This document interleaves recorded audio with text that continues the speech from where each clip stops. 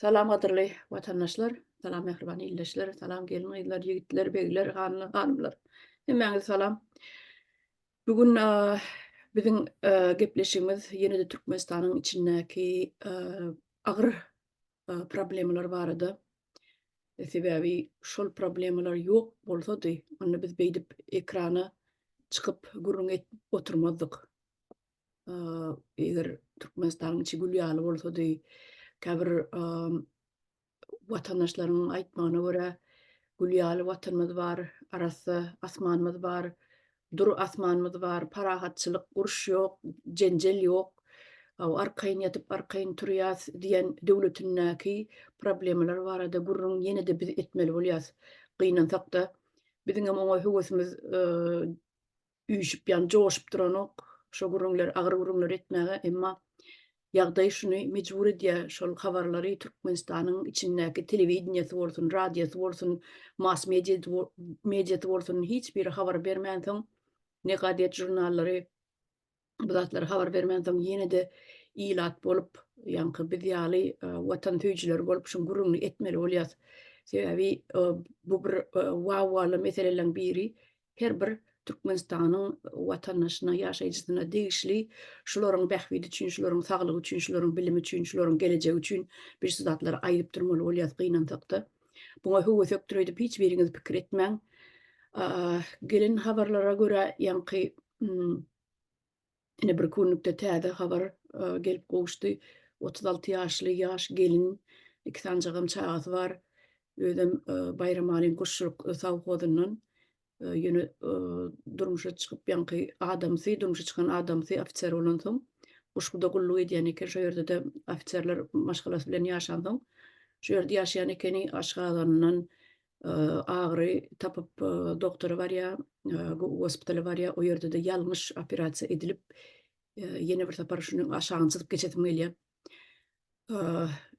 Ýalňyş operasiýa edilip şo ýerden hem ölüsi çykýar. Onuň soň ýene-de öz atasyy Guşşuruk sawgoz bolan soň şo Bayramalynam iň soňky ýolyna uradýarlar. Meň diýjek dadym şu ýerde watandaşlar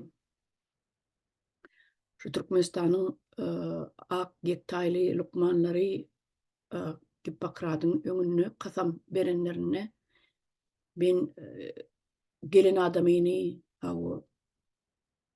beceren milletini seretmeden, jyndyna seretmeden, ýaşyny ýa munyň dini ýakynlyklaryny seretmeden, dini garaýşlaryny seretmeden ýa beýleki garaýşlaryny seretmeden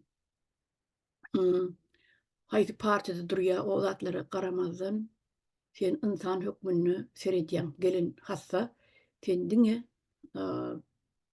bilmeli zadyň şonuň medisina tarapyndan kemçiliklerini ýüze çykaryp şonu bejermek.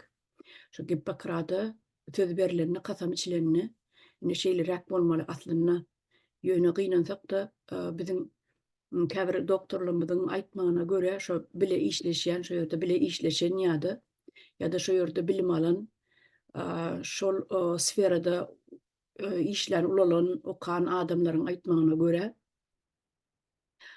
medisina institutuna hiç zat öwredilmeýär. Ähli bilim diýen ýanky zat köçelerdäki çäreler bilen geçýär. Bulam hakykat, hemmelerem bunu aýdyp biler, tasdiklap biler, sebäbi gidläp otursa zat ýok. Studentler mydama eller baýdakly, ýeneli, gülli, ýa paratdan geçip ýörenler, bir kaý öňünden taýýarlyk görüp, ýa bolmasa çärelerden çärelere ylgap ýörenler, haçan görseň gerekmejek desgalary açýarlar, ýa-ki ýadygärlikler açylýar, ýa binalar açylýar, şo ýerlerde mydama studentler görýänsiňiz. Bu näme diýmek? Bu Türkmenistanyň içinde hiç bilim ýok diýmek. Esasen şu wagt meni gyzyklandyrýan zat medisina instituty. Şo ýerde bilim berýän bilim beriş programmasy, okuduruş usuly, bilim beriş derejesi meni gyzyklandyrýar. Gynansak da şo ýanky aýdyşmaýan doktorlaryň şo bile işleşen ýa okan doktorlaryň aýtmagyna görä şo ýerde hiç bir bilim ýok, hiç ýyly praktikada ýok, ýanky kirurg bolup soň işlejek ýanky lukmanlar we bularyň hiç ýyl tejribesi bolman soň gelen pasientde birinci eksperiment geçirip öwrenýärler. Bunu men aýdamok, bunu şo ýerde bile işleşen, ýene bir tabar gaýtalaýyn, şo ýerde işleşen, bile işleşen doktorlaryň aýtmagyna görä, hiç şeýle tejribesi bolmadyk doktorlar gelen pasientde şonuň içini açyp operasiýa edip şo ýerde öwrenip başlaýarlar. Bir sölýä, iki sölýä, bu doktor diýilen adamlaryň öz elinäki zat bolýar. Şu istoriya bolezini ba, ýani zakljuçenie berilenine näme diagnoz goýup ýa nämeden öllü bu zatlar içinde özleri ýazyp, soňundan prokuratura berilmedi ýaly, soňundan derňe işler geçirilmedi ýaly, şol wraç tutsagy edilmedi ýaly dokumentler özleri düzedýär, öz ellerindäki zat. Bunu nähili edip ýa-da ýazyp bilýärler. Her zatlar etdik, kislorodam berdik, iskustyny massajam etdik, demem berdik, defibrilyasiýa etdik, hiç zat kömek etmedi. Biz onu janyny halas edip bilmedik diýip ýazgy goýýarlar taryhyny. Ýani her bir pasientin taryhyny, tarih kitapçysy bar şonu. Ine şeý diýip türmeden sypýarlar. Her bir doktor türmeden syp bilýär. Ine her gelen pasientde şeýdip eksperiment geçip şeýdip öwrenýärler işini. Bular öwredýän adam ýok. Gynansak-da. İş yerine goýulan ýerine doktorlaryň ýanyna durup şeýdip öwrenýärler. Ýoksam doktorlar bu turany bir ýyl azyndan bir 2 ýyllagy praktika geçmeli. Iň azyndan bir 2 ýyl praktika geçmeli. Kömekçi ýanyna durup öwrenmeli. Ýani beýleki doktorlaryň kömekçi bolup ýanyna durup öwrenmeli. Oňa ýani neme diýilýär, rezidentura ingliz dilini aýdanda ýöne Türkmenistanyň internatura diýilýär. Internatura bolany şo bir ýyl ýaly doktorlaryň ýanyna durup işleýärler, ondan soň ellerine diplom alýarlar, ondan soň ýani ekzamen taşdyryp soň işe başlaýarlar öz başdak. Ýöne bir ýyl hiç zat bol, bir ýyl az. Öňkü Sowet döwrüne şeýledi. Emma şonu iň azyna 2 ýyl etmeli, öz başdak hiç ýyl operasiýa etmene ruhsat bermeli däl. Şol ýanyna durup beýleki ustat hirurglaryň ýanyna durup öwrenmeli iň azynan 2 ýyl. Ine şu barada ýani ýalňyş operasiýa edilip aradan çykan diýmeýin, doktorlar tarapyndan öldürilen geliniň ykbaly barada şu Malika Molluma söz berjek. Dowam edin Malika Mollum, bir giňişrek görüň berseňiz watandaşlamadan.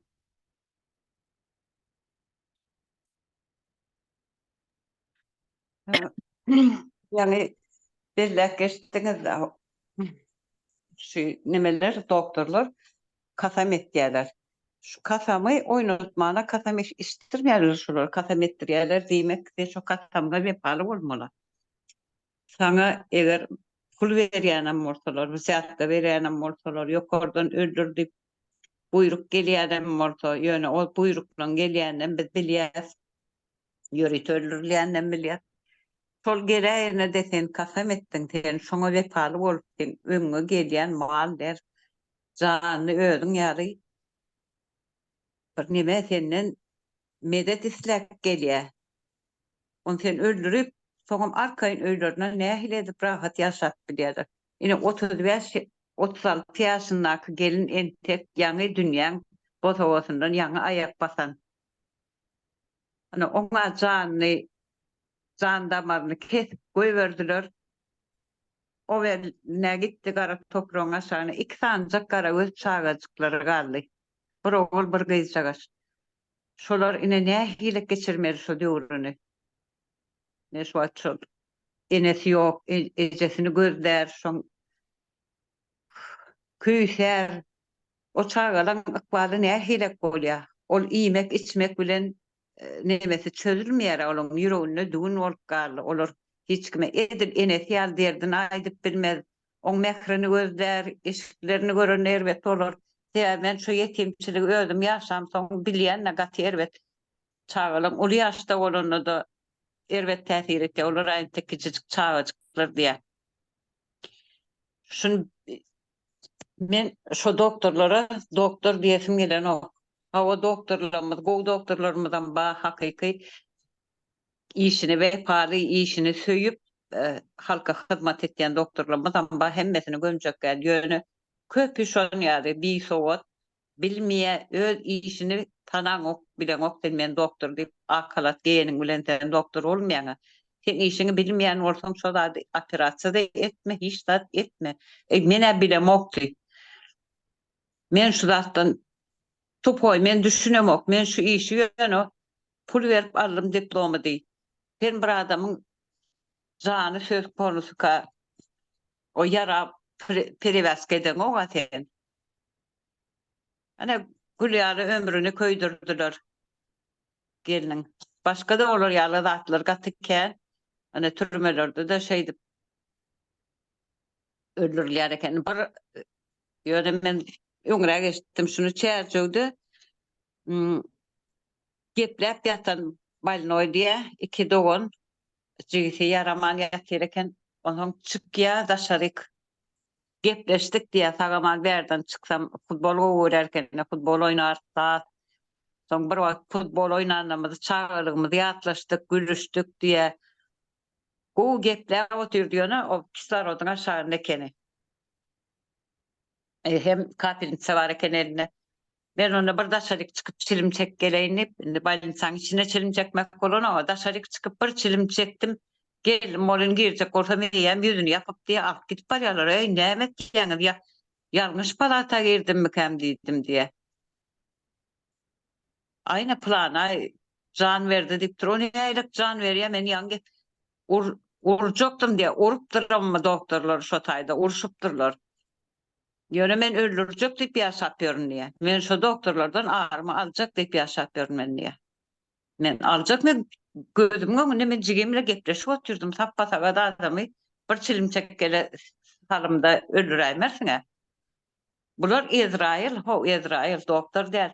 Şolara janyň ananyp baryp bolmaýar. Ne ýurdun içine gürülüşýän ol hemme saýtja keselçilik gatykärniýe. Ene rak we ýene we aşgadan kesellik, her hil keseller bar. Ýöne doktora gitmäne bize gorkýasýarlar. YouTube'dan, internetden seredip gözläp bir zatlar edim onu özüňize diýenler. Şu YouTube'larda da maslahat berilýär. Türk doktorlary we başga doktorlar İnternetem yok, YouTube'dan seyreder ýalam ýöne bize näme doktora barmana gorkýasy baranyň öldüğü bolupdyr. Balynsalar dolu diýe nemelerden, hastalardan ýöne şo taýdan sag girip sag çykýany az. Ana planam ölüpdir, ýaşadyk kilen ýöne ölüm bolupdyr diýe. Plan ölüpdir, ýüregi durup galypdyr. Plan ölüpdir, ana şunu ýalňyş operasiýa bolupdyr. Ol kesel başga bir ýerde aşgadan ne olur alýarlar başga bir ýerini kesip goýberýärler. Bular bilemok men organ mafiýasyna giripmi biziň doktorlarymyz.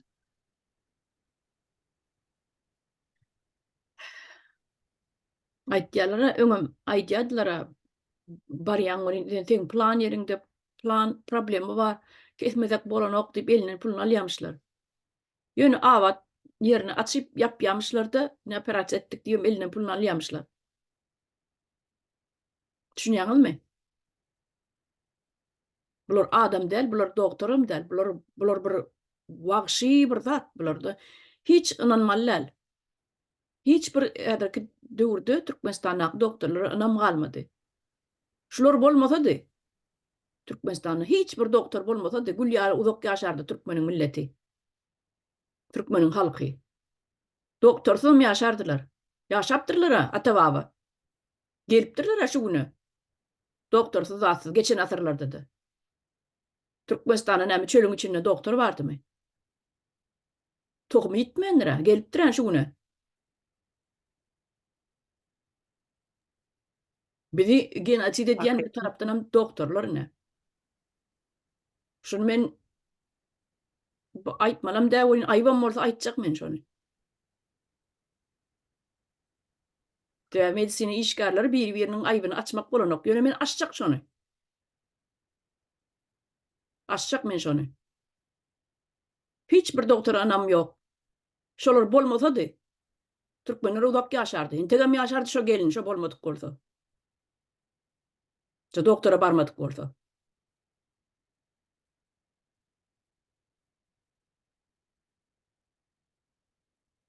Gatyk inandırıcı.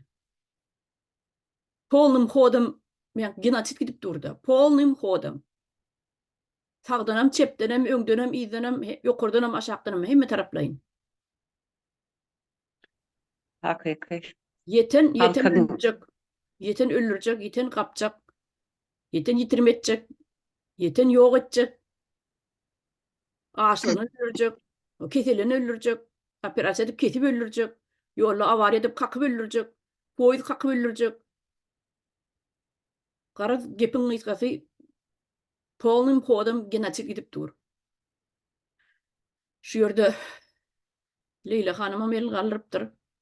Bir zat aýtjak mysyňyz? Aýdy beriň. Salam yurttaşlar, hanımlar, beyler. Ola hanım menem şu barada aýtjak edimde ýaňy çagalarymız düm kıyın ýagdaýda ýaşap ýuripdiler hazır. Kıyın ýagdaýda kaldylar. Bizäni ýaşap ýürüşimizni menasyn o. No üçin bize ýaşap ýüripmiz? Nişetip ýüripmiz? Hiç bir menası näsi kalmadı. Hayatta bizäni ýaşaýyşymyzni kızıkı kalmadı. Indi ýaxşy bizäni ýaşaýyşymyzdy näsi ötdi? Kızıkydam ötdi. Başkası kıyınçılıkydam ötdi deýlik. Çagalarymyzni geleceki üçin bize ýaşap ýüripmiz hazır.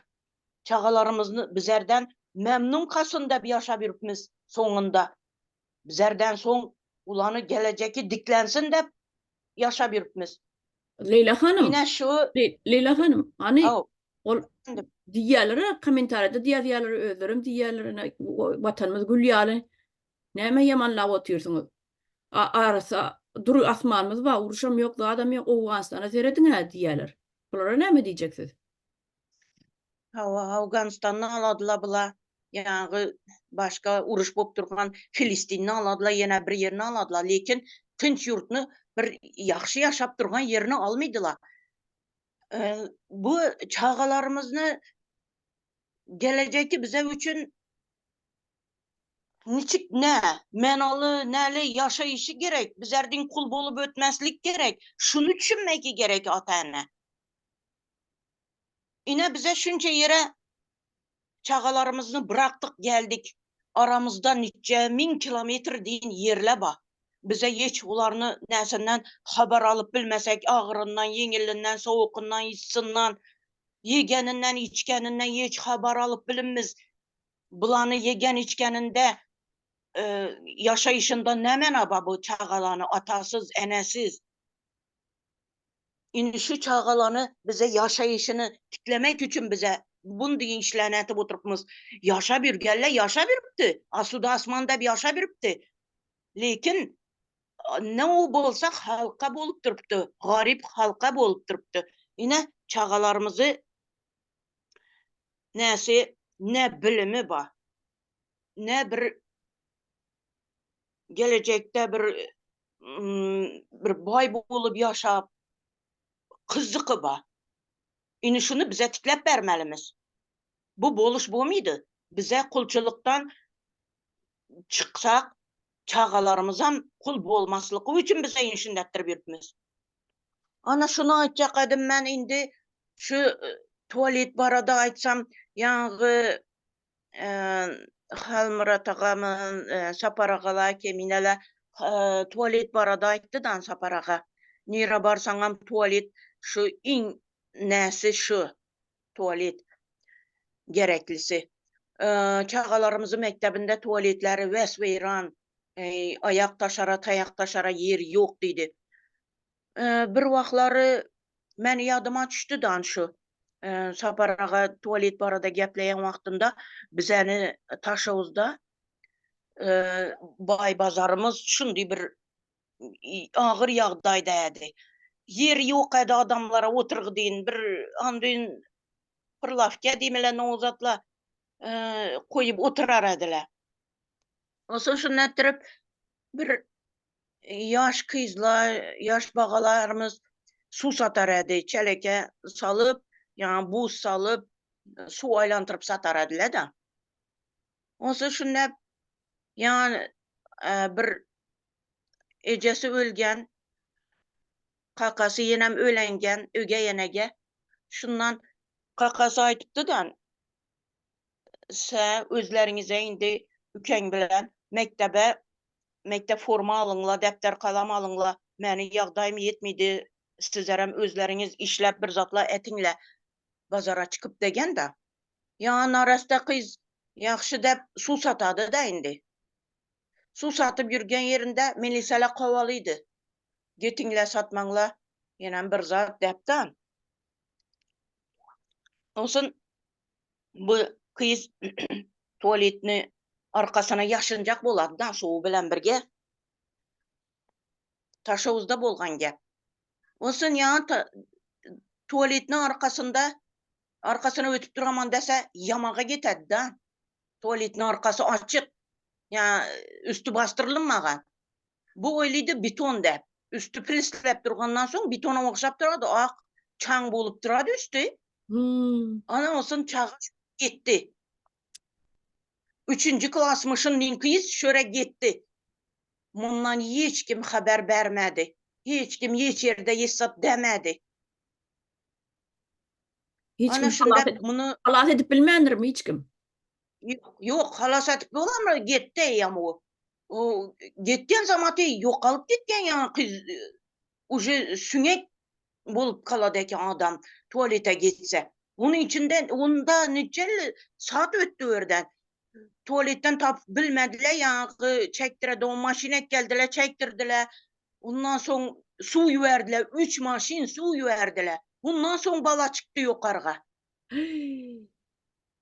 Vah vah vah. Kanı şu aytıldı mı? Şu aytılmadı. Hazır indi şu kız bolsaydı 40 yaşında bolarmadı gör. 20 yaşında bolarmadı. Bundan bir 15-20 yaş mı? 20 yıl mı bolgan görüngdan bu. Taşavuzdağı yaşap oturgan adamlar hemmeçki biledi şunu.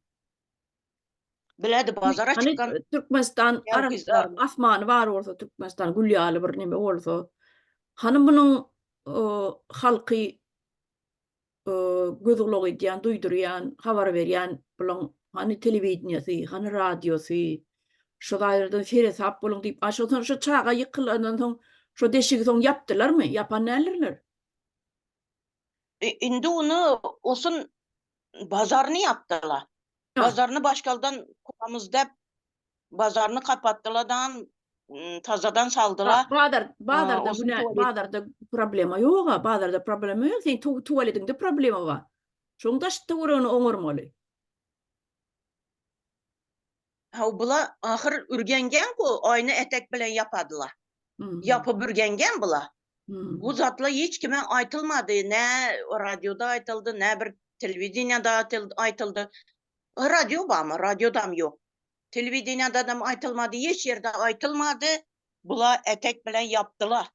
Aynı etek bilen yapıp bolar mı? Şu Gülýaly men haýran galýanda atpady. Ýene de siziň sözüňizi bölýän bagyşlaň bolin. Şu meni haýran goýýanda aras asmanymyz bar, dur asmanymyz bar, Gülýaly ýurdumyz bar näme sizden ýamanlap otyrsyňyz diýen adamlar haýsy dünýäniň şol haýsy şu Türkmenistanyň haýsy bölegine ýaşaýaka, haýsy bölegine öňe besýaka.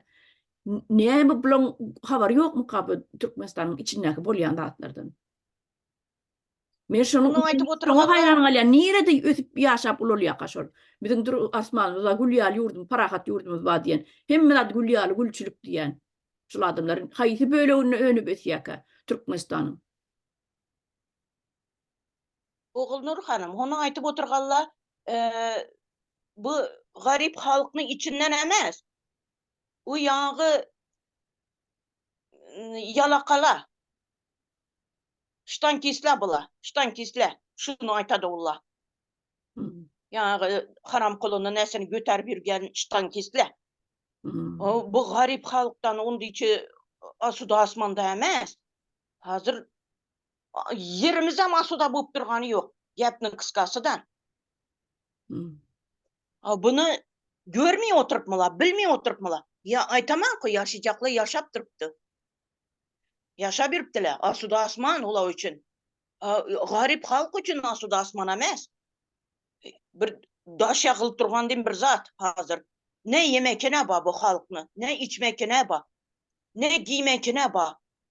Hiç zatta kızık kalmadı. Kaçan karama yine haram kulu bar yatıramış Taşavuza yakında. Ya Serdar Sıçak mı bilinmem kaçsı kendini bilmedim. Lekin Taşavuza baracakmış.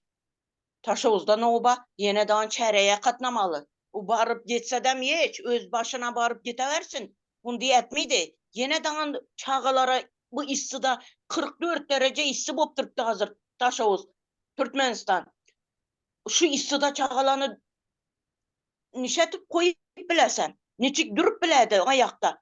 Ne bir vitaminli zat idi bu çağalar, ne bir yemek idi. Nahar. Şimdi çağala bu issida aşakında durup biler mi? Bunu özü barıp özü getiversin ahır bu haramzadalar. Halkına minçerli azar vermesin ahır. Doktorlarımız hem şunun için bilimsiz. Ha dese çerege getediler, ha dese çerege getediler. İssin issi demediler, soğuknu soğuk demediler. Ondan sonra pakta başlanadı. Onda nereden bilim alsın bula? Mediklerimizden bilim yok. Pediklerimizden bilim yok. Ana şunu deyin. Xulasa özlerinizden indi. Kızlar, şunu aytayın dedim. Sağ olun. Doğru. Katı doğru ayttınız. Meciklemeden, peciklemeden dip katı doğru ayttınız. Bulan hemmet pecik. Haramzadalar. Şimdi kim söz alacak?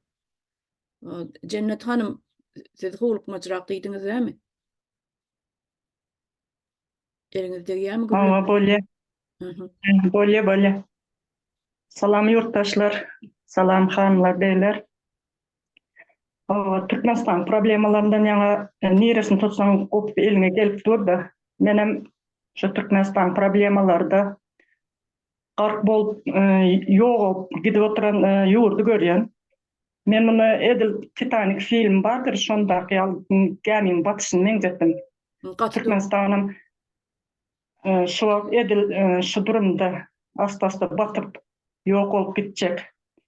Titanic gemisi dünyada en uzak yolu giden gemi ilkinci safar Pacigal yağdaydı 1912 yılda köp adamın ölmeğiyle Ulu Buzlu Dağı'na çarpıp battı da gemide 3547 kişi 1170 kişi de kiçik gemiciklere alın halas edildi. Kalan şu gemilen battı sebep halas edici gemiler yetersiz eken.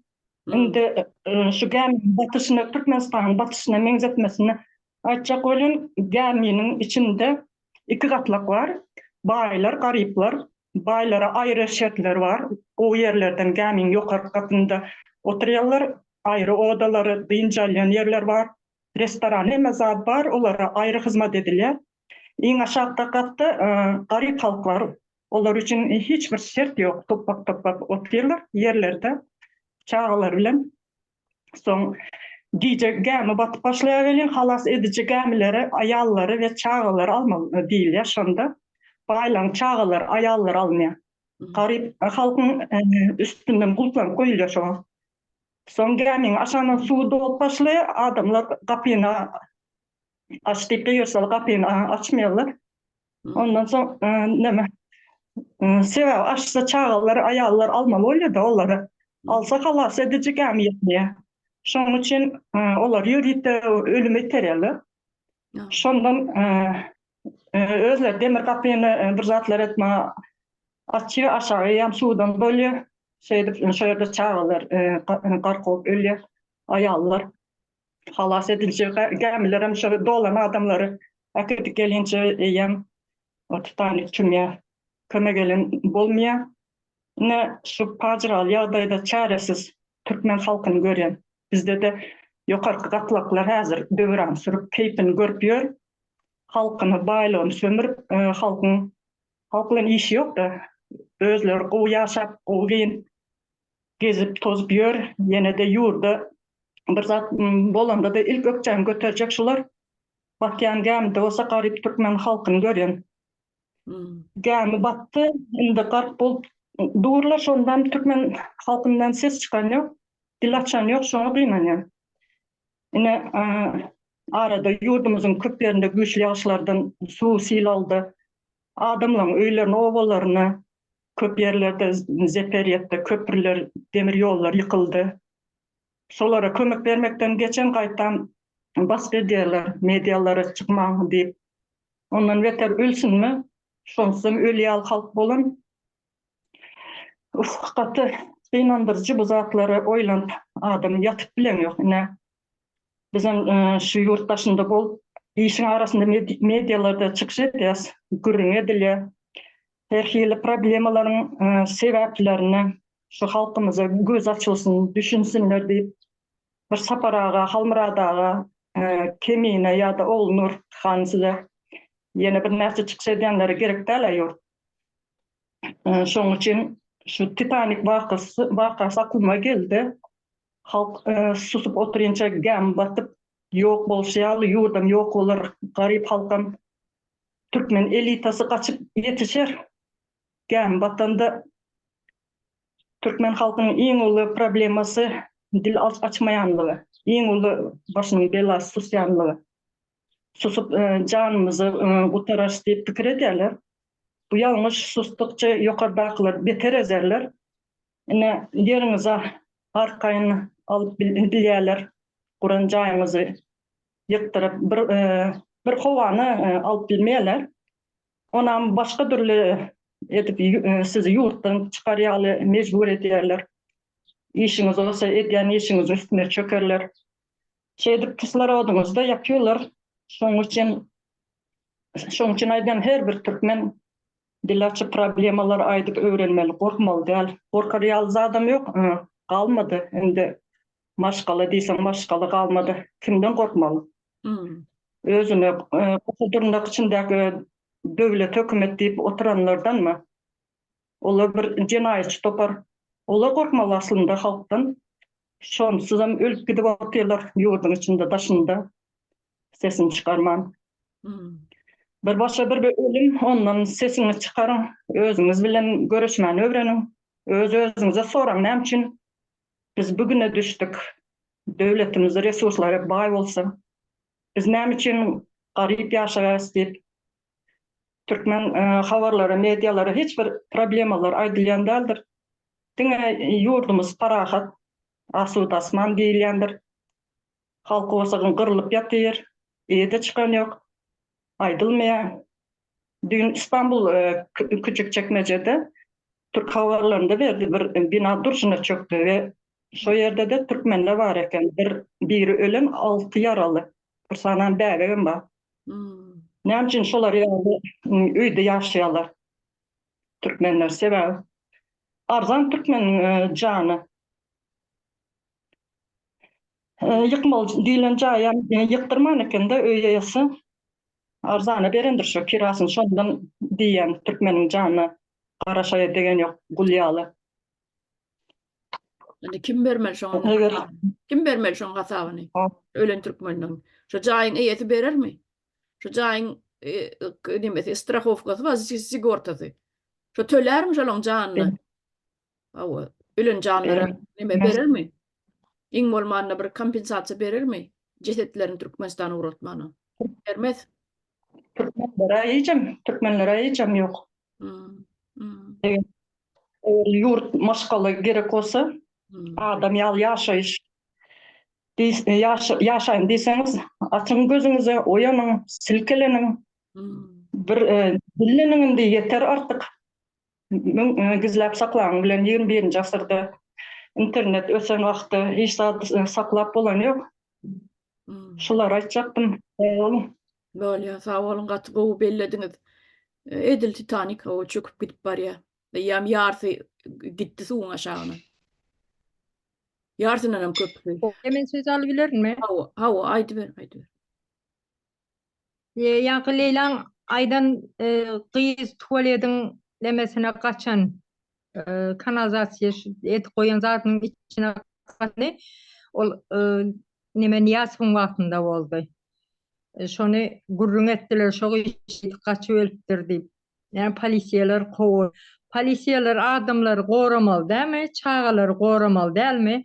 Ne için şu kızı kovalıyor? Şu üçün kızın nemesini kovalıyor? Onu düşünüyor. Hemen Türkmenistan'ın yağdayını biliyor. Ulu yaşlı polisiye akıldaşıp şu barmak altı nemesi kovalıyorlar. Kaçıptır şu yere, alıptırlar o yerde eyyam alanına okuyacağın merttir. Tuvalet bokların içinde kaçar da o çağa kaçar mı? İçindedir, burnuna gider, ölüyor. Ölsün çıkarıyor o yerde de hiç kimin nemesi olmuyor. Sebebi önden şun yerli geplemeyeler Allah'dan geliptir. Bizim daha şu taraf hasam neme yıkkındır dine. Allah'dan geldi acal kovalaptır. Ya diğer polisiye kovalaptır diyemezler. Onu doktora gelsek. Şu kız şu yere kaçtı öldü. Jurnalistler nerede? Sen barda bir kamera çek telefon bilen. Derup birden çıkan yerli polisiye kaptalığına duruyor. Ne için şu kız ölüptür? Jurnalistler nerede? Polisiye nerede? Ne için kovalaptır onu kaçıptır? Onun içine cinayet deyip şunu nemani türmezade attılar mı? Sonra o çektiler mi? Telavet olmuyor onu. Ara hiç ilgili olmuyor. O can gitti o yerde. Nemeden Niyazov'dan kalamır halka Asuda asmanımız var. Bar baylığı Asuda asman, başka baylığı yok. Doktorlara gelsek, doktorlara şu an ben yaparsam aşkazanım ağrır. Ol bir başka bir dermanlar yazar. Bağrında da kurt var eken sen diyer, böğürtü aş var diyer. O zaman öğütlerinin dermanhanası var. Türkçayda ne eczane diyorlar da dermanhane var. Şu öğütlerini işleyen dermanhanası var. Şu derman alıp koyuyor. Ben kızım gitti. Jens ayal tarafından yarlanmaya gitti. Dedim sancıya deyse sen bağrında kurt var deyip koyuverdiler. Ol korkup gör. $100 versen niye yürüyü Rusya'dan yerim veriyen diye. O şoň bilen gowlaşýan bolmasa sen gowlaşyp bilmeýän diye. Doktorun aýtjak sözü mü şey? Soňam derman o bir giden derman ýerdir. Plan aptek aljaksın diye. Başka aptekden alanda bolmaýarmy? Özlerinin işleşen neme dermanhanalary var. Şoňa gidiň.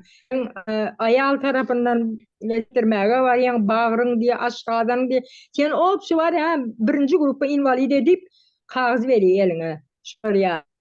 Ondan sonra o dermanlıysan bozulmayacak bağır bozuluyor. Ölmeyecek adam ölüyor. Doktora varsan sana kislorod veriyor. O yere geçip kofi içip oturuyor doktorlar. Yine bu çıkışı dinleseler onu duysunlar. Yalanın Asuda asmanımız var. Gülyalı arası Türkmen var. Hiç Gülyalı arası Türkmenistan yok. Adamlar öleni ölüp yatıyor. Çağlar sefil durmuş yaşapıyor. Dine dilde aydılında Asuda asmanı var. Näme diye ateş düşen yerini yakar diyeler de. O başına gelirler bilip oturuyor. Şu an 100 adam çıkarsan 10 adam bay olup bilir Türkmenistan'ı. Olurum yalakalar. Ben ağam araya oldu. Ayağı da oldu. Şunu akşam ara baran doktora varan dizimden yukarıdan dövülüptür da onu bir oda taşlak koyup ata bir özünü taşlak koyuptırlar. Hiç ile havar almandır. Kan diysen akıp duran etinin kanı. Ayağını kesmeli, ona dilhat ver diye. Bizim var onu İrden eşittik. İrden eşittik bardık. Yankı paratan şeyle kapısını açtık var.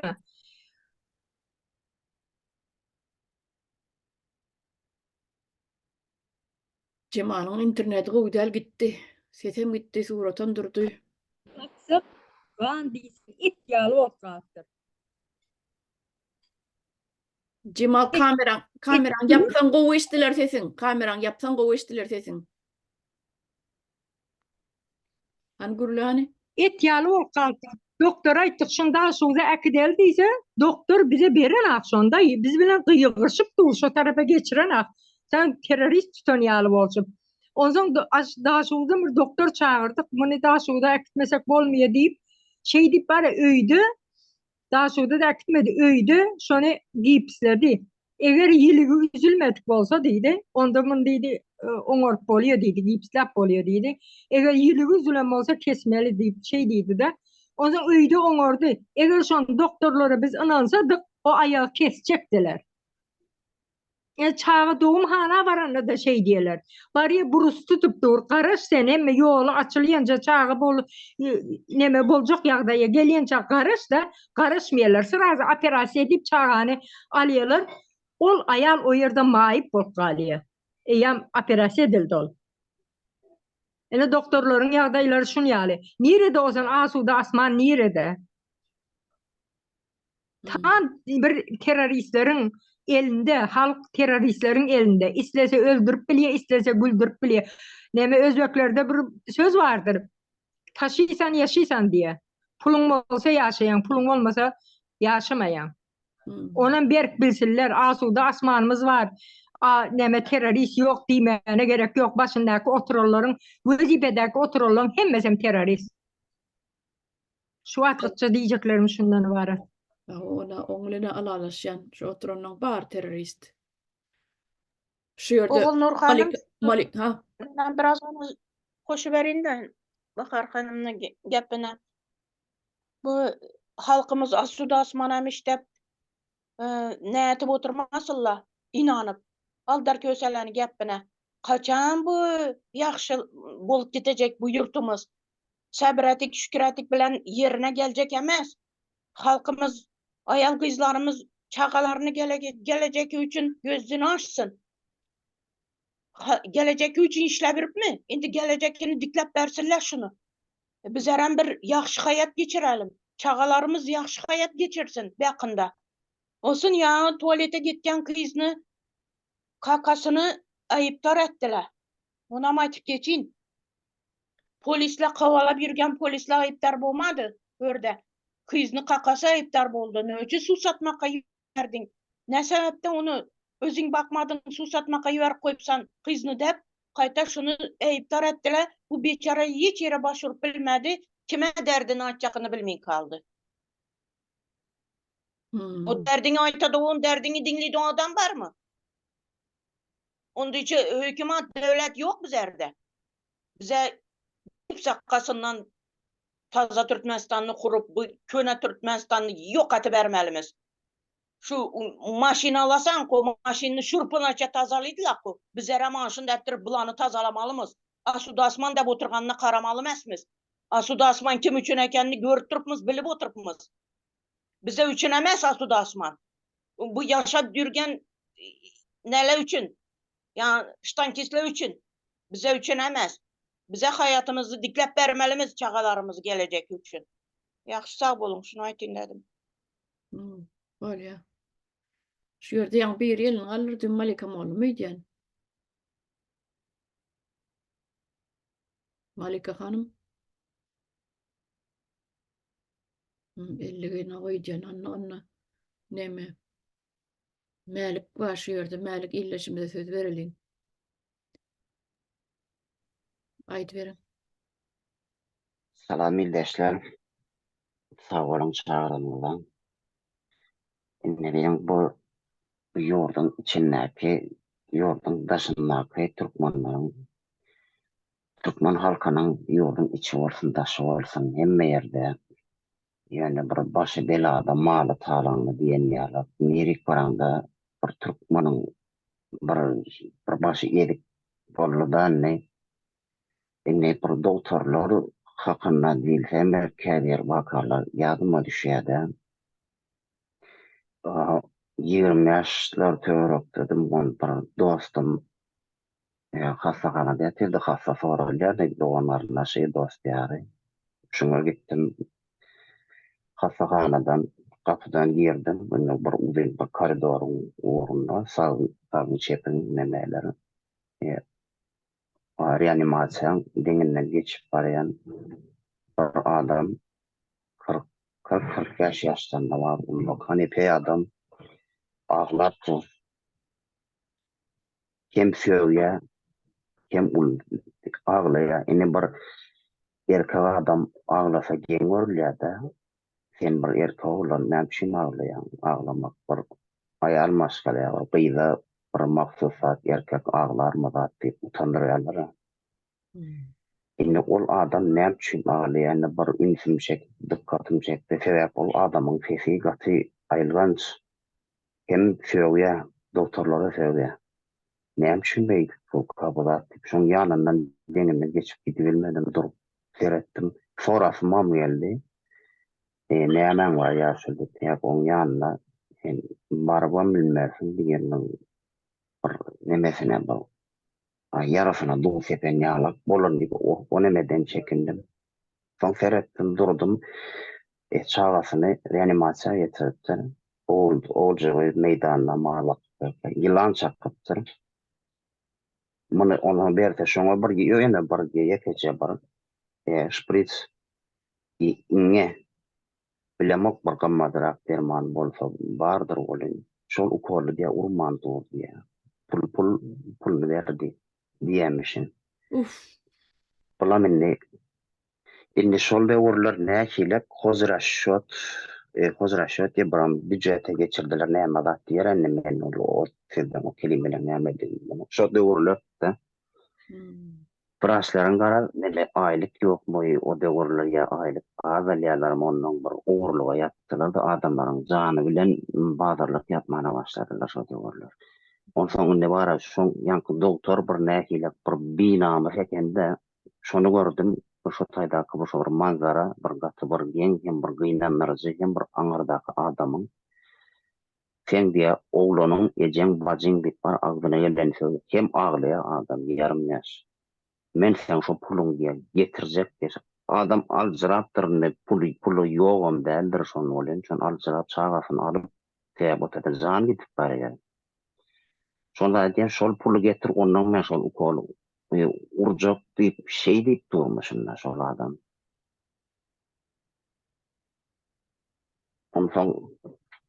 Soň bilmedim näme boldy. Indi bu gittim ýokary palata gittim dostumyň ýanyna. 3-nji etajda 3-nji gatda boldy. Bir ýok boldy, kennedi gaterwet diýdi, araşdylar diýdi. O menem şeýle diýip aýtdym. Ýanky dostumy, L'Oreal gördüm diýsem. Aýdy ogunam dedi, bir ksan adam dedi, şu palatada dedi, operasiýadan çykan adam dedi, palatada ýatyk adam dedi. Öldüler dedi. Bulan eline dedi, menem dedi, gorkyan dedi, drosma elenok dedi, şu şekipde bağda unratdı dedi. Asıl dedi, doktorların eline ölýän eken dedi, men şu ýerde gördüm dedi. Herkim bäri janyndan tükelýär bol dedi. Meneme dedi, ananyp baramok, çıkmak çay basmışlardan bir bahane öğlene çıksa gidecek. Çımlasya diyecek, diyecek. Şol adamın eyyem demesi yüreğe çakılıptır da sataydı. Görün şayatları şu sesi duyuptur. Men yöne edil gördüm bilen gördüm molin. Bu gatı ayrılganç bir erkek adam ağlasa bir hilip. Bir dağları yıkılyan yağlap kolyaya bir. Ol ağlamaz da mert adam yöne çağası elinden gitip var ya. Onu o yer dedim şol gibi pul üçini ýem şoň jany bilen bagarlyk ýapabat. Sen şol bolýa indi pul bolmadan sen bir jany utarsaň sen özüň üçin goldan sen şol öz bir wyjdanyňa bir ýakşak zat. Däle bir insan bolana bir ýakşmajak zat. Ona bir elbetde bir bilgisizden diýilýär bolanynny hawa bilgisiz aslynda da bir köp demeler bir slojny operasiýalar zatlary bilen oklar elinden ülpit gidýärler. Kän görülýär, eşdilýär. Ine şu ýanky şu serkerdanyň gelini 36 ýaşynda diýe. 36 ýaşyndaky bir zenan ýa 36 ýaşa ol näme demesi bolanadam, şoň näme derdi bolanadam. Şol bejerip bilýärler ine diýerler da daşary ýoklar ne be Ýewropa bolsun, Amerika bolsun, ene bular diýe nämeler diýe kapyrlar ýa her hilek näme atýarlar bolyn. Öňrek bir şu nemede bir paýlaşym gördüm. Ine bir Türkmenistanda da indi men bu döwürler göremok, indi köpden ara ýurdum içinde däldi bolyn. Bakılacak neme vardı. Çağa doğulanda üstüge korku doğdukta açıklık olar azayça bu diyorlarmış olar doğulya çağa. Şonu son çağa basan uluran son ona dikşat diyorlar mı nehil becerenlerin bilemokta men öyle. Doğru, Allah şeyle yaradıptır. Doğru aytýan. Allah şunu şeyle yaradıptır deyip yine bir tarafın dine bağlayalar din. Allah şeyle yarattır. Hemme günahını ondan bir nemen üstüne bir Allah'ın üstüne de atmalı. Onu da mutlanıptır adamlar. Ona şu yerde nemen Allah şeyle yaradıptır. İksanagam neme koyar, karikatürü koyarlar da. Onun bir çağı, Gökölüce çağı, bilemek Germanya'dan, Polşa'dan bir yerde. Şol bir çağı, onun Goğuloşan nemremesini yine diye, Allah'ın diye nemesini tapıptır diye. Eline sağlık deyip, şey deyip yani. Buraya nazı çağacık soğundan doğduğunu var. Hiç el dikişen ayıdan görünen okşataydı. Yine Allah'ın hatasını tapıp verdi diye. Yine bu nemede şu haysi şu Aşkavat'ta bir nemesi vardır. Haysi bir etrafı, ene etrafı. Şu yerde neme birinin ayalı doğma ötürüye alk ediyor. Şu nemede ene ötürü bir bannisada olan. Ona bu nemede erinin familyasına geçmeni alan erinin familyasına geçmendir öşolgı atasının familyasına duran gelin o zaman sonra yamışında içindeki şu nemeler doğum hemşireler yurlaşın adı neme deyse planı deyse şu yerde çok ene ve travlın hekiminin nemesi bilen davet gelmişin familyası ayalının onda şol hakikaten şol hekimin gelini dürüyüp ya bu kazanakla bulgayamışlar eyle uze hekim adam olsa eline pul vardı. Ulan derdi adamların canını kurtarmak derlerinin diye pulun olsa sen bar olsa sen yaşat bilyen olmasa da yok sen hayst tarafta olanda da sen ettiğine bir neme gitmek der bir canın bir kafagana gidip neme der hayf yere varanda da oynamana diye nokta Türkmenin içinde o bir saçma bir nakıl vardır berim gökten yol yasar diye bu nemene motorda tırlar indi ama şu bir nemede bir yaşlı Yaraman doktora var yamışın yaşlı adam aptera öğrenmişsin derman kanı. Başı dermanlara getir yaşlı deyip eline kağıt ver körüye. Aptera var ya o tayk varanla açık ölenin bu yerde bolyan vaka verip bir hem bir gülkünç hem bir adamı bir maskaralamak bolyada yankı vracın eline magaçene veren vracın eline veriyor. Aptera giriyor içindeki bir değişen bir herkim bilen bir güler yüz bilen bir değişen adam dışında onun eline kağıda verip yemişin hani söyleme yaşlı bu yaştan son geleceğim toyluca olaydı mı diyemişim. Kapalan ay yok geldim der men ödüm için ne amalat deyip vaadettir de ol şoňa şu dermanları getirdi şol bir göwreli ayala gerek dermanlar ýap berýärmişim. Ine oňa näme diýjek? Onam şu yerde dermanhanadaky işleyen şeyde bir değişenlik üsülen bir değişen gülüşen diye bir şey değil. Şey deyip üstüne atacağım. Yine bolyan atlara veredin. Yine bunlar şu dermanı alacak başka bir yerine satacaklar. Halkın üstüne yine de şey deyip oyunu yapacak. Olya yolla ülke anlamı neyem oldu. Şular yalak ana alıp şeyle bir üstüne bir yer durup ya bir güýçlärek adam ya bir pullu olup şolar ýalap bolsa olar terejeler inäder bilýäsel şoň içinde bolmanly haýsam bolsa bir güýçlärek bir ýerini ondan soň bir ýerini taparlar şoň bilgisi bar bolan nemelerde şoň ýaderler her derler şoňa berederler o tapdan pul üçjäni bilse emma o taýda jan edip dura sen äger sen öz başyňa gelipler ände sende bir özüň bolýan olar arkaýynda sende men doktor men maşgalamda ýa çagamda näme kesel bolsa men onu özüm bejererim Men beceren o taýda ol nemem ýok diýip pikir edip bilýändir, emma hiç kimin başyna gelmesin, erbe hiç ýyl bejergisi bolmaýan kesellerem bar. Ine bizde hiçem bejerip bilmeýän keseller bar. Näme üçin? Bunu biz başaramyzok, balki Aşgabat'a gitdiler. Aşgabat doňurmasa Irana git, ya Hindistana gitdi, ya da Germaniýadan bir neme çagyrýarlar, biraz çagyrýarlar. Ondan şol neme Hindistan go bejerýän näme bakki o ýerde nähili medisina üsünkä boldy. Olaň içinde bir neme deme, bir arasaçyklar da ýok. Olaň bir iýen iýmitlerini, zatlaryny görseňe olardan medisina elinden gelip gelýändir öýdüm ya onam ýöriýtläp ýa şo ýere gidip ya ölüp gelsin diýip ýöriýtläp ýerýärler. Mene şo ýerde Hindistandan sagalyp gelen adam bar diýip men hini eşitmedim, bardyr belki de. Nemede Hindistan'a gidenlerin eýýäp iň soňky stadiýada gitdiler. Hindistana misal edip bilen ok. Boljak bolandan Şol bejerip bilenok, Ýok, şol bejerip bilenok men pikirimçe. Sebäp olarda neme ýok, bir negiýene bir arasaçylyk bar. Ýok ine bir negiýlerde görýän olan. keseliň iň soňky Kapatçylyga stadiýasyna goýar. barýarlar. Onu hiç kim bejerip bilen ok. Iň soňky stadiýasyna o hiç kim bejerip bilen ok. Ýöne elinden gelen olar mediýalar derman dadyny harçlandylar, medisina hyzmatlaryny harçlandylar, olaryň pul talap edýär, bejerip bilmeseler. Bir elimden geleni ders diýerler. Ol elmi tamaşaýly. Bolmaly da şoňa bolmaly. Sen balna gelende o stadiýasyna sereden okda. Kömek edip geldi sen şonu bejerjek bolýan. Harçlayan derman Awany ölýän çada saklayan awa bu doktorlara, wraçlara anam ýok, bulara jan güwenip bolmady. Ine men özüm bir maşgalamyzda ine käbir şu wagtlara men iňe sanjy bilýändirem öýdem ok.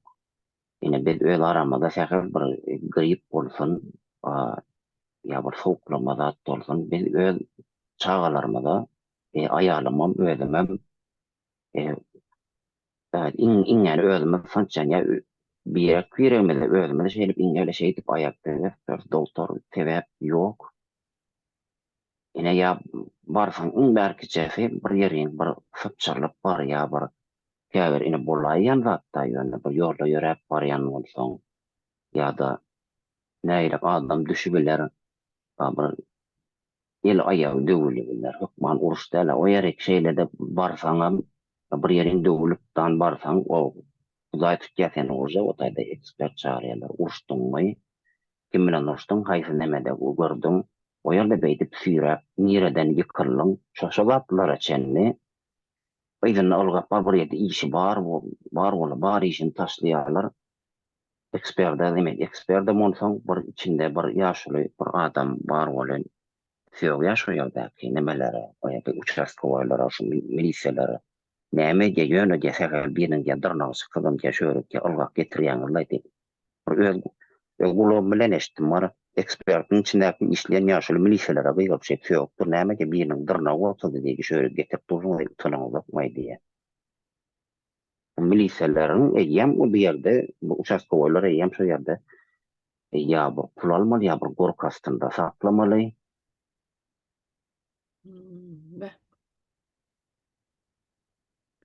Her gelek ine bir öllü diýen bu Cennet Hanım diýdi bu Titanic gemisiniň içindäki batyp barýan halk diýä bolan ine Türkiýede şulada ünsürlükde ine bir ýyldaşlar, watandaşlaram ine hemmesem ünsürsünler Türkiýede ine kimsesizler mezary bardy. Türkmenleriň mazarlary ýatýar. Hemmesi Türkmensa men şol video bolsun ýa bir TikTokda her ýerde öňden çykyp durda bu bolan her ýerde görýän şoňman boğulum dolýan. Men şo ýerde men özümiň bir kany garnaşlarym ýatyr, tanydyklarym, öz tanış olanlarym bilen ýatyr şo ýerde. Ýöne men bu ýerde getmendiňi öldürmeden o ýerde men öz ýurtdaşlarym, watandaşlarym ýatyr. Şolaryň hemmesi men öz doganlarym. Hemmemiz bir ýurduň, bir topragyň halky bolup otýar. Emma hani biri kim aýdy bilýär şo ýerde Özbegistanyň mazary ýa Awganystanyň mazary diýip barmy? Diňe Türkmenistanyň mazary bar şo ýerde. Diňe Türkmenler bar. şulatlara bir ünslerin. Inlerkiçefi şolar ine ara geçip ölüpdiler, araktan vähirlenip içmel däl ekenler diýip. Hatda şu nemänem kemmeşdik, indije şol öwlýanyň diýe nemesi gonamasy diýilýär ene nemede oşo öňkü buraydalar diýeni hoca isbaba diýe gonamasy diýilýär. Hatda şeýle diýip gülen nemeler emeşdim. Indije şol öwlýanyň gonamasy ya alkaş baba bolýarmy diýip. Şolar ýaly gurrunam bardy. Ine adam ölüp diýe adama bir şol ölüpdir diýip şoňa gynanç bildirmek gerekeni imma şoň arkasyndan şolar ýalagam alay etmän bilýänem bir guş kelle şeýle bir adamlarymyz amma bir gaty bir gynandyrjy özüniň şeýdip bir halkyň bir milletin şeýdip ýitip barýany onu gözi gören. Şonu iň berkisi ýurda almadylar şonu häzir. Näme bahanalary nämemişin pandemi döwrüydi. Korona barmışyn. Näme üçin Türkiýe o haýsy ýurlar, o Malazya'my, Indoneziýadamy şo ýere gidip şol galanlary şolary ine ýygnatdy.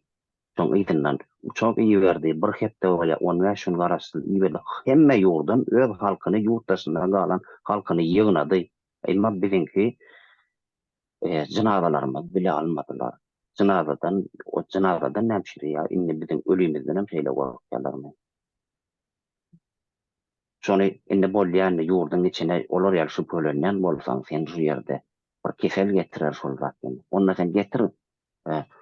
Türkmenistanyň %80-i çöl, gum, ýaşaýyş ýok. Äkit garagum çölüň ortaryna täze mazar açyp berdi. Şo ýerde bir jaýla öz topragy nesip etsin. Iň berkisi şol näçe min kilometrin ýan bolsa hosarlar şo çölüň ortaryna gitsinler bir şoň bir topragyny, şoň bir tümmegini etsin. Indi açyk şol ýanky Titanic gämesinler ki bir ýurdu indi watanyň içine bir şata bir nemelermeden bilen hiç bir saçmalyň teli ýa bar çüýrek giden sintlerimiz bile şonu bile toprağa rawa görmediler. O näme diýmek Diýip bol sawulyň ay O döwlet ýok diýmek bolýar şol. Döwlet ýok. döwlet ýoklugy ortada açyk hemme zatda ortada görünüp duran. Ýani asuda asman diýmek näme ýem? Asuda asmanlarynam eplep dıksınlar gerek ýerine. Şol şu zatlary görmeýän adamlar şol asuda asmanynam dep eplep dıksınlar dykmaly ýerine. Ine şol mankurt adamlara diýesim gelýär. Bir asuda asmanymyz bar näme ýamanlaýaňyz diýe. Ana kümsesizlik mazar dolup gitdi türkmenlerden. Sizem ine asuda asmanymyz bar diýip otursaňyz sizem şolaň biri bolýaňyz. Şola ulyada jaýlanýaňyz sizem. O dymp oturanlara diýen, ýalakalyk edýänlere diýen.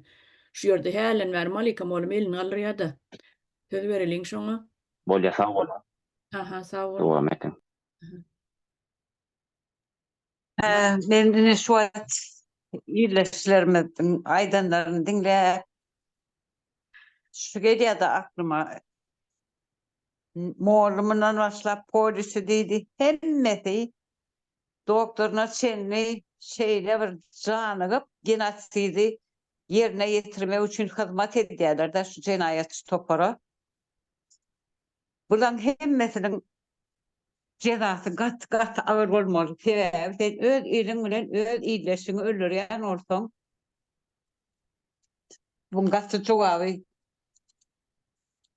dilemok ölümden öldürmeli diýip ýalbarýan ceza çekdirmeli bu haramlara. Kiçicik bäbeklere seni biriňe bilen öldürüp goýberýärler, biriňe bilen kiçik çağlar paralizowan bolup gerýär. Bulara ýapylan berilýär ýokardan. Şu ýaşdakylardan plançasyny öldürüp gelin, ana polislere, gaýşyklere berýärler apylan. Şunça manat maňa getirin. Bulara da şonu ýalap berilýändir. Şunça adam öldüräýmeli denip. Durşuna jellat alyp ýurdun içine. Yani Titanic gemisine meňzetýän ýa-da cennet kardeşimiz. Biz şu Titanic'in eýýän batan görnüşi, soň çırpınışymyz bu, soň çırpınışlarymyz. Şu halas bolmaga amtalyana çıkarda sesini çıkarır. Bolmasa da şudur şunu da ölüp gitýäňiz to. Ine meýerlik gatty dogry belläp geçdim. Menem her şu nemende aýtýan çykysymda şu zatlar janym meni sebebi öz türkmenimiz bize namus bilseler, namus hoşudat, namus. Hakyky diňe türkmeniň ölüsi ýatanır şutaýdy. Türkmene eýe çykranok ne ölüsi gerek, ne diýirsi gerek, itilip kakılıp gören millet dorluk biz. Biz Uygur Türkler ýadan bolmaýar, biz Uygur milletçide yok. Şolar ayaklar kandalı türmelerde saklanýar, ol ýene şolaň hosarlar çykyş etýär. Aýtýarlar, dile getirýärler, gündeme goýýarlar şu meseleleri. Bizimkiler yok yok ýoş. Asuda asmanymyz, ýurdumyz parahat. Sizin parahat ýurdumyzyň içine asmanyňyzdan hakyky eplep sokum. Giňişe ýer, giňesin. Darıcık yerlerinize sokun. Yurt bitti. Gözümüzün önüne ölüp gidip otururlar. Nämeden gorkýaňyz? Ölümden gorkýaňyzmy? Sizi barbar öldürýärler. Onların mertlerçe aýdyp diýip öleniňiz goýdýarmy? Tez semeresiz. Ne dün habarlarda çykdy. Bir tane Türkmen oğlan ölýär, galanlaram agyr. Olaram bu nertir ölür. Ölümle diläme okulu ýöne şeýdip gidip barýar biz. Şu gülmezler mi? Türk halkı gülmeyen midir bizim üstümüzden? Bu Türkmenler böyle poku işe yaramayan millet ekenlerler. Bizim tarihimize seyretmediler. Bizim şu ülke gülmez öyle baka veriliyor bir de. Bir yurdunu düzerdip bilmedi olur biliyor. Bizim yurdumuzda nerede petrol, gaz, neyememizin, bağ neyememizin yoktu bunu. Bizden kovulyalar. Onun öz hakkını talep edip bilmeyen bir samsık sümüğünü çekip gören bir millet dorluk biz. Şu genosid üçün her götüňizi berin doktorlar, gayrat edin, mollumlar, edibileniňizi edin halk üçün, halky daýalamak, öldürmek üçün. Yumruk gel çağalamyzdan başlap, atasyal adamlaryň aşagyna salyp, hemmeňizi canly diri ýakmaly. Hiç kili kada kanun gerekler bulara. Biz ýurda baramyzsoň bulary jaýyr diri ýakmaly. Men şunu aýdasym gelip elim aldyrdım. Bulara tribunalam gerek gel, bulara adam gerek gel. Biz olara kada kanun bilen davranmalylar sebäbi biz kada kanun bilen öldürüp gelýärlermi? Ýaşaçyk çağlamyzy çağamyz ýalylaýny 30 ýaş, 36 ýaşyndakylar ýentek ýaşamada olur. Olar nesil öňürmeli. Ýa-ni Süleýmanyň ýaşyndaky oğlancyklar yine yatır bir düşünýär hastamyz daşowuzdan. Aynı Süleýmanyň nemesi, historiýasy. Yok, bular genosidde ikellep hyzmat etýärler. Doktorlaram, mollumlaram, polisleram, mahkamatam, migrasiýasam hemmesem. Ýoksam öz yerine etmeli işlerini edilenne şolar ýurtda bular ýaly bolmalylar. Her we götünü berýärler şu orsa saklamak üçin şu ýurtda öz türkmenini gyryp ýören haýyn milletdi. Ağzımdan elbette çıkman kamen. Kellap gollayan malikim olum. Ähli diýen zatlaryň aşagyna goýýan menem. Gaty dogry aýdýarmyz. Jan ýakyjy emme zat bolýan zatlar. Şu ýerde jennete melini galypdyr, ýaňy elini galyrdy. Soň ýatyrdy, aýtjak zadyňyz barmy? Hawa sağ ol. Ýaňy Mälik beýneme diýip geçdi de pulun bolsa gary ýolda pulun bolmasa garan ýok doktorlar diýip hakyky şol bir waka ýadyma düşdi de mundan bir 25-30 ýyl öňkenden bolan waka öz aramızda görüňleren olsa mümkin gepleşikde aýtmadym kenden. Şu Kerkede döwgenjiklik nemesiniň bölüm hirurg wraçy tagyn berdiýipmi, tagyndyrdýypmy şonuň oğlu avariya bolýan maşynda oğlu soň yüzü gözü tanalmaz ýany neme kan neme çapylan zat ýa. Şuňan getirýärler diýe. Şuňa hasta geldi diýse, hani ýanynda hossarlar ýokmy zatym diýip sorýardy. Häzir hiç kim ýanynda ýok. Onda garaşalı deyip ona bakmıyordu. Asıl şol Hasan'da enesem doktor eken. Hatta doktor gelen hasa bakmıyorlar. Ertesi bil kalıyorlar şol oğlan. Gelen avari olup gelen oğlan öz oğlu. Ana. Şu pula garaşı, hosarlarına garaşı. Sen git de göre senin ne mana işine hasta gelse. Son hiç öyle pişman etti.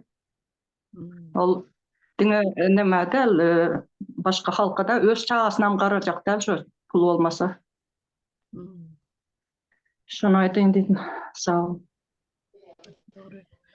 Öyle çağırıyorum, ben söz alabilir mi? Hava. Deme, şu Niyaz'ın altına balneside yattıkça doğumhanede doktorların bir hasiyeti vardır. Yine ertir, irden smen almışıyorlar. Yer almışıyor. Başka doktor geliyor, o doktor gidiyor. Sonda bir gelin geldi, çağası entek olmana bir polis açıldı deydi da. Karışmalı entek. Öz ismiyende doğuracak oldu da onu buru tutturuyan ukoldu. Urdu da polis açılır açılmazdan o çağı onu yırtıverip çıktı. Smerini almıştı, nemetmeden önce yer değiştirmeden önce doğuracak olup ona şey ukollayıp çağın doğurdu 17 dikin düştü. Ondan sonra şu senin çağın oldu deyip buğuşluk demesini alacak olup buğuşluk deyip çıkıyor yani kızım oldu deyip kızı oldu. Yoksa o oğlun akşam getirdi gelini doktorlara pul verdi. Ayağıma kuğu seredin deyip pul verdi onlara. O adamın pulunun bardığından biliye, buğuşluğuna da kuğu pul alacağından biliye. Onun için onu kollayıp şeyle emel doldurdu. Yani o yerde ağacı çeken ayal oldu. Operasyon edip alan aklar yani son doğuracak deyip 17 dikin düştü. O yerde kıyınçılık ayal çekti. Yani Asuda Asman'ın aşağındaki doktorlar şeyle Asuda Asman diye gepleyenler önünce bir gözlesin halk ne diyor. Yani şu an avaya cay yıkıldı, içinde bir Türkmen öldü. Türklerden eşitiyiz biz onu. Televizörde eşitiyiz. Konsulluk nerede? Konsulluk ne için açıklama yapan? Kimin aşağına yatıyorlar? Yani bir topar mezarlıklar yatıyor. Şu Asuda Asman'ımız Türkmenistan'da terörist yok diyenler şuradaki mazarlıkları görmeyen gepleyemez. Keyfinden mi yatıyor olur ya da Türkiye ösen bir devlet biz mazarında yatalışıyordu. Türkmenistan'a gidecekler demeyecek belli. Yani bunlara var ya Türkmenistan'a barandan son şu Asuda Asman diyenleri hemmesine katı ağır cezası olmalı. Türkmenistan'da şeyle diyendirler, kanundan bir zat deysen, kanun gerek mi sana deyip əşemlep, afzalını öne tutup üstüne yürüyendir polisiyalar. Prokurorlar diyendir, kanun var, odur budur deysen, sana diyendir, kanun rezindir, haysı tarafa çeksek biz şunu onuruyoruz. Gerek olsa seni yok edebiliyoruz. Ana şey korkuzendirler. Yani taze Türkmenistan'da da bizim şu reziniyalı kanunları kullanacaktır, haberleri olsun. Cezası katı ağır olacaktır. Asuda Asmanımız diyenleri, bunlar halka çektirdiğini hükmen çekmeli. Ön Niyazov geldi, onun dövründen beri 34 yıldan beri halk eziliyor. Onun ön 150 yıl beri Orsun elinde eziliyor. Bunları görüp oturuyor. Türkmenistan'ın baylığını sömürüp oturuyor. Elimize onlara etini oturuyor. Bir çorbasını mı çivilemiz akşam? Yani yurttaşında ne yapıyoruz? Kul oluyoruz. Çağalarımız o yerde perişan. Keselçilikten halk kırılıyor. Yine de Asuda Asmanımız dikkepliyorlar. Putin var arkamızda. Putin ezi oturuyor. Putin'den önkülerim eze geldi. Onun için bu Asuda Asmançıların cezası katı ağır olmalıdır. Bolya onna vatandaşlar şu yerde tamamlayın. Bir saattan geçti. Katı uzak gitmesin. Bolya onna hemen de taң arkasına aydiyan gelip habarları bereniz için vatan için görüşýäniniz için katı ullakan minnetdarlığımı bildirýän. Bolýa watandaşlar siziň sag bolun, sag oturyň.